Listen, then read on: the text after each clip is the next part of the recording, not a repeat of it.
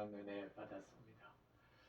여러분, 오늘 헌혈이 있습니다. 예배 드리러 오신 여러분 중에 헌혈하시는 분들도 많으시면 좋겠습니다. 헌혈하고 싶다고 다 헌혈하게 되는 일은 아니더라고요. 헌혈할 수 있는 것 자체가 사실 축복이기도 하더라고요. 오늘 검사도 한번 받아보시고 헌혈하실 수 있는 분들은 함께 헌혈에 동참해 주시면 좋겠습니다. 이번 한 주간은 저녁 8시에 온라인으로 우리 교회사랑 온라인 기도회에 다 들어오시면 좋겠습니다. 선한목자교회에 언제 오셨느냐에 따라서 선한목자교회를 이해하는 정도가 많이 다른 것 같습니다. 지금은 선한목자교회가 많이 큰 교회가 되었습니다. 어떤 재정적인 위기 상황을 느낄 정도, 이건 이미 벗어난 것 같습니다. 그러나 선한목자교회의 진정한 뿌리는 선한목자교회가 존립 자체가 어려움을 겪을 그때에 사실 영적 뿌리가 있습니다. 그 뿌리를 알지 못하고 지금의 모습만 본다면 아마 선한목자교회를 하나님이 더 건강하게 세우시는 일은 어려워질 겁니다. 이스라엘 백성에게 그 출애굽 때 그 어려웠던 때를 매해마다 하나님이 기억하게 하신 것처럼 저는 우리 교우들이 우리 교회의 가장 큰 위기의 때를 매번 돌아보아야 된다고 저는 믿습니다. 그래서 교회사랑 주의를 지키게 하시는 것 같습니다.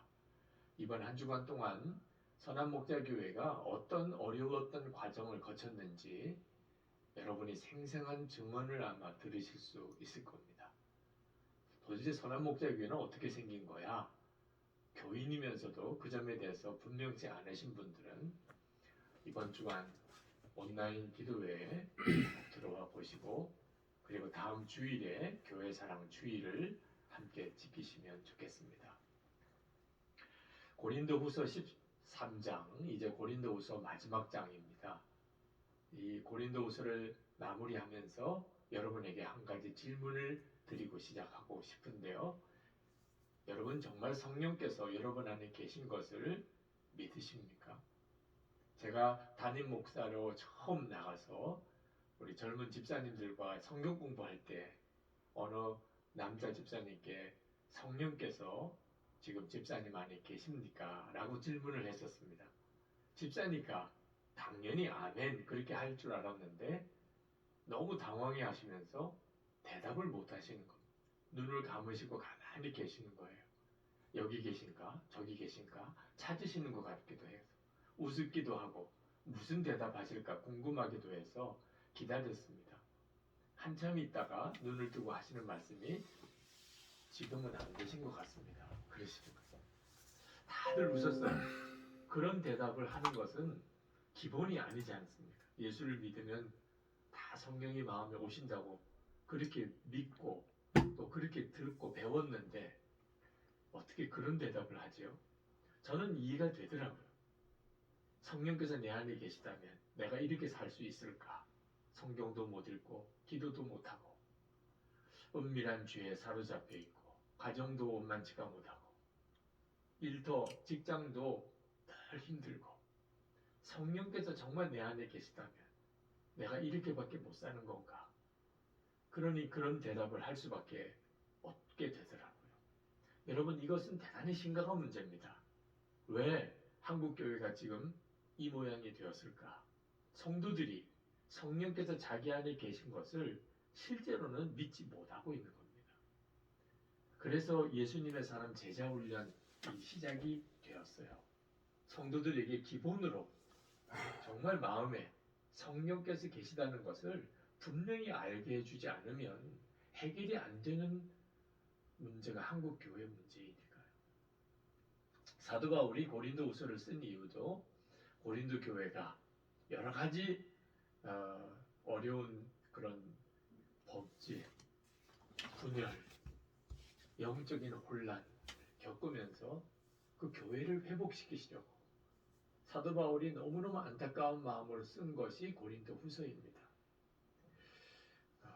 사도 바울이 고린도 후서를 쓰면서 마지막에 이제 내가 세 번째 방문을 하게 될 텐데 두 번째 갈 때 내가 고린도 교회는 문제를 일으킨 사람들, 영적으로 혼란을 일으키는 사람들에게 경고만 했었다. 그러나 이제 가면 내가 반드시 재판을 하고 엄중하게 치게 할 것이다. 그런 아주 두려운 말씀을 하고 계십니다. 사도 바울이 참 마음이 안타까웠던 것은 고린도 교회 교인들이 정말 사도 바울 안에 예수님께서 계시면서 말씀하시는가, 그 증거가 뭔지 보여달라고 말하는 것입니다. 예수님이 우리 안에 계신 것을 여전히 믿지 못하는 고린도 교회 교인들에게 내가 가면 내가 분명히 보여주겠다. 예수님은 절대로 약하신 분이 아니다. 예수님은 너무너무 온유하시고 십자가에 죽으시기까지 그렇게 순종하신 분이지만 예수님은 부활하신 분이고 하나님의 능력이시다. 이제 우리 주님이 고린도 교회 안에 있는 문제 있는 교인들을 반드시 치리하실 것이다. 그 말씀을 사도 바울이 하셨어요. 그러면서 사도 바울은 예수님께서 자기 안에 계신 것만 아니라 고린도 교회 교인들 안에도 지금 계시다고. 여러분들이 스스로 시험해보고 스스로 검증해보라고 그 말씀을 하고 계십니다. 유명한 성경 구절이죠. 5절 말씀입니다. 여러분은 자기가 믿음 안에 있는지를 스스로 시험해보고 스스로 검증해보십시오. 여러분은 예수 그리스도께서 여러분 안에 계시다는 것을 알지 못합니까? 모른다면 여러분은 실격자입니다. 예수님이 내 안에 계신 것을 실제로 모른다면 그 사람은 믿음의 실격자다. 예수 믿는 사람이 아니라 그런 뜻입니다. 여러분, 예수님의 마음이 계시다는 것이 진짜 믿어진 사람, 시험해보고 검증을 해본 사람, 이런 사람이 경건한 삶을 살 수 있는 겁니다. 저는 목회하면서 하나님의 은혜와 하나님의 사랑을 믿는다면서 하나님을 두려워하지 않는 사람을 많이 보았습니다. 교회 안에서도 할 말 못할 말 구분 못하고 심지어 교회 안에서도 서로 싸우고 은밀한 죄를 짓는 사람들을 많이 보았어요. 이유는 하나입니다. 예수님께서 자기 안에 계신 것을 실제로는 믿지 못하는 거예요. 이건 정말 심각한 문제죠. 고린도 교인들이 사도 바울에게 정말 예수님의 음성을 당신은 들었습니까? 그렇게 질문을 하였는데 고린도 교인들 스스로 자기에게 질문해 봐야 될 내용입니다. 모든 그리스도인들은 다 주님이 그 마음에 계시고 주님의 음성을 듣게 되어 있거든요. 예수님께서 요한복음 10장 27절에서 내 양은 내 음성을 들으며 나는 그들을 알고 그들은 나를 따르느니라. 그리고 고린도 교인들이 진짜 예수님의 양, 예수님 그분의 목자시라면 고린도 교인들 스스로도 주님의 음성을 듣는 것이 정상인 거죠. 요한 사도는 우리 안에 하나님의 기름 부음이 임하여 성령이 임하셨다는 거죠. 누구에게부터 배울 필요도 없다는 겁니다. 우리 안에 계신 주님이 우리에게 말씀하시니까. 세 번역으로 제가 읽어드립니다. 요한일서 2장 27절입니다.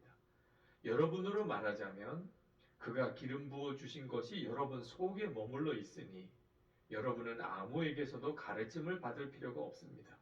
그가 기름 부어 주신 것이 여러분에게 모든 것을 가르쳐 줍니다.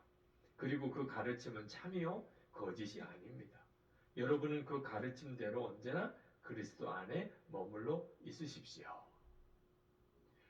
모든 예수 믿는 성도들 안에는 예수님께서 다 말씀하시고 가르치신다는 것. 어떤 분들은 걱정할지 모릅니다. 그렇다면 너도 나도 다 주님이 내게 말씀하셨다. 그렇게 주장하면 그러면 교회가 어떻게 하나가 되겠냐? 몰라서 하는 이야기입니다. 여러분, 우리 안에 주님이 오셔서 우리에게 말씀하신다고 요한 사도가 가르치는 것은 독불 장군이 되라. 나도 주님의 음성을 들었어. 그러니 당신이 나한테 뭐라고 말할 자격이 없어. 이렇게 하라는 게 아닙니다. 영적 지도자인 어떤 목회자도 없고 주변에 성도, 교제할 성도도 없이 혼자만 있을 때라도 두려워하지 말라. 예수님께서 당신 안에 계셔서 당신을 친히 말씀하고 인도하실 터이니 두려워하지 말라. 그런 뜻입니다. 초대교회 때는 핍박의 시대라 사실 성도들이 두려움이 많았죠. 예수 믿는 사람이 그렇게 많은 것도 아니고 핍박 때문에 서로 뿔뿔이 흩어지면 나는 어떻게 예수를 믿고 믿음을 지킬까? 두려워하지 말라. 예수님께서 너희 안에 계시다. 지금도 코로나19로 인해서 우리가 교회에서 모이지 못하는 것 때문에 신앙의 방황을 하지요. 그러나 사실 예수님은 우리 안에 계시다. 그러니 방황할 이유가 없는 거죠. 사도 바울이 이 편지의 마지막 부분에서 고린도 교회에게 세 가지 축복을 합니다. 13절입니다. 주 예수 그리스도의 은혜와 하나님의 사랑과 성령의 사귐이 여러분 모두와 함께 하기를 빕니다. 우리가 예배 마칠 때마다 하는 축도가 바로 요 축복입니다. 예수님의 은혜와 하나님의 사랑과 성령의 교통하심이 항상 함께 있기를 빕니다. 이 세 가지 은혜가 우리에게 항상 있어야 합니다. 예수님의 속죄의 은혜, 하나님이 독생자까지 주신 사랑. 그런데 거기에 반드시 하나가 더 필요한데 성령의 사귐이라는. 여기 사귐이라는 말은 원어는 코이노니아입니다. 정확한 우리말로는 번역할 단어가 없습니다. 그래서 교통함이라고 이렇게 표현하기도 하죠.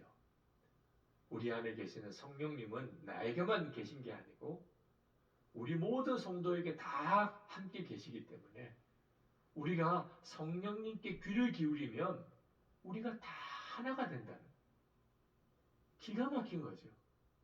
그래서 교회 성도들이 아무리 많아도 우리 안에 계신 분은 한 분 성령이시니까 성령 안에 우리가 서로 교제하게 되니 그러니 우리가 하나된 마음까지 하나된 공동체를 만든다는 거예요. 성령께서 우리 안에 계셔서 우리에게 말씀하시는 것이 우리를 분열시키는 것이 아니고 우리를 어떤 문제 앞에서도 하나가 되게 만든다는 이것을 분명히 아는 자가 믿음의 실격자가 아닌 겁니다. 예수님이 우리 안에 계신 것을 정말 모르는 사람은 실제로는 예수를 믿는 사람이 아닌 겁니다. 그러니 교인들이 고린도 교회 교인들이 사도 바울에게 예수 그리스도께서 당신 안에 계시면서 말씀하시는 증거가 뭐냐고 물을 게 아니고 스스로가 예수님은 내 안에 계신 증거가 있는가 그걸 물어야 되었던 거예요. 이건 우리들의 문제이기도 합니다. 저는 45년 전이에요. 고등학생 때 이 고린도서 13장 5절 말씀으로 충격을 받았습니다. 주일 중고등부 예배 때 전도사님이 이 본문으로 설교하셨는데 설교를 아주 잘하신 것 같진 않지만 예수 그리스도께서 너희 안에 계신 것을 스스로 알지 못하느냐 그 말씀에 저는 정말 기절할 듯이 놀랐습니다. 예수님이 내 안에 계시다. 이해도 안 되고 믿어지지도 않았어요. 그렇지만 그때 제가 말씀을 건성으로 흘려버리지 않고 아유 성경에는 그런 말씀도 다 있네 이렇게 하지 않고 그 말씀을 죽으라고 붙잡았습니다. 45년 동안. 그리고 지금 여기에 있는 거예요. 여러분 예수 그리스도께서 여러분 안에 계신 것을 스스로 시험하고 스스로 검증하라.